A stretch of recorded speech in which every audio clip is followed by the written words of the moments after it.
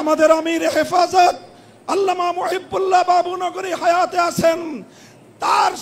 তার নেতৃত্বে পীর সাহেব মধুপুর যেটা তুলেছেন, এবার কাদিয়ানীদের অমুসলিম ঘোষণা দাবি আদায় করার জন্য যদি প্রয়োজন হয় আবার 5ই মের মতো ঢাকা অবরোধ করতে হবে, ঢাকা অবরোধ করতে হবে।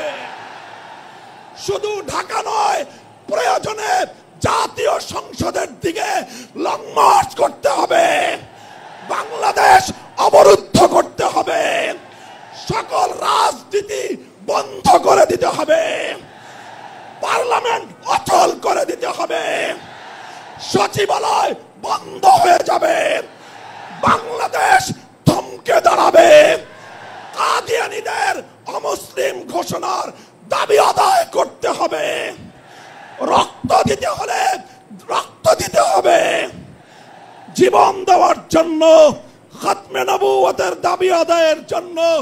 মাথায় কাফনের কাপড় বেঁধে শহীদ ঈদগাহে যেতে